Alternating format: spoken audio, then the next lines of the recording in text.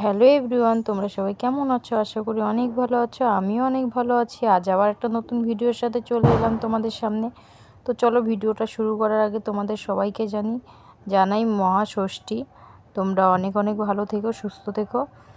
তো যাই হোক, দেখো আজকে আমরা যাব ঠাকুর আনতে। তো কালকে তো বেলবরণ হয়ে গেছে, তো আজকে যাব ঠাকুর আনতে। তো তার জন্য আর কি রেডি হয়েছিলাম। তো দেখো দশভাণ্ডারের জিনিস, সব জিনিস আমাদের বাড়িতে ছিল, মানে আমার বাপের বাড়িতে। তো সেখান থেকে আবার ইসেতে মানে ক্লাবে নেওয়া হলো। আর এবছর প্রথম আমি আর কি দুর্গাপুজো এরকম এত সুন্দরভাবে কাটাবো। আমি কোনো বছর কিন্তু আমি মানে দুর্গাপুজো নর্মালি অষ্টমীতেই আমি জানতাম, অষ্টমীতেই আমি অঞ্জলি দিতাম। তাছাড়া কোনো সময় ঠাকুর আনতে যাওয়া বলো, কোনো কিছুতেই আমরা সেরকম আনন্দ করতে পারিনি।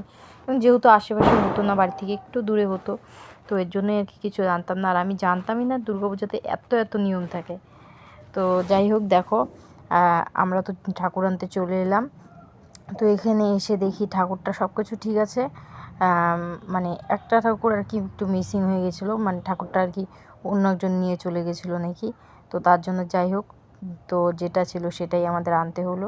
তো দেখো তারপর বাড়ি আসার পরে না আমি পাপাকে খাওয়াচ্ছিলাম। তো তো এর জন্য আর কি আমি ছিলাম না ঠাকুর বরণ করার সময়, যখন আর কি মাকে বরণ করছিল।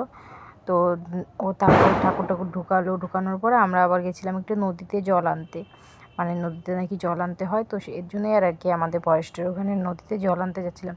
দেখো এত ঝাঁকুনি খাচ্ছিলাম এখানে বলার মতো না। ফরেস্টের ভিতরে ভিউটা তো ভীষণ সুন্দর, মানে এতটা রোদ্দুর দিয়েছিল, এত গরম, কিন্তু ওখানে যাওয়ার পরে গরমটা সেরকমভাবে লাগেনি, অনেকটা শান্তি পাচ্ছিলাম, মানে যেহেতু অনেক গাছ ছিল এর জন্য। তো যাই হোক, এখানে দেখো এখানে গঙ্গা নিমন্ত্রণ করে তারপরে জল নিচ্ছিল। জল নেওয়ার পরে তারপরে বাড়িতে এসে আমি রান্না বাড়া করে তারপরে খাওয়া দাওয়া করিনি।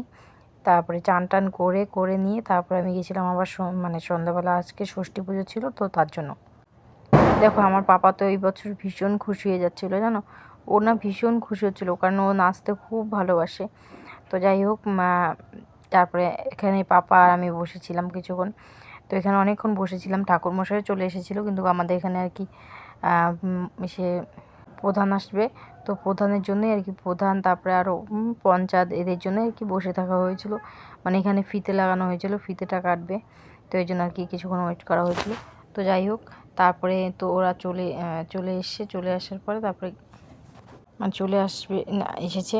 তো দেখো এবার এখানে না ফটো তোলার জন্য একটা জায়গা করে দিয়েছে, খুব সুন্দর জায়গাটা।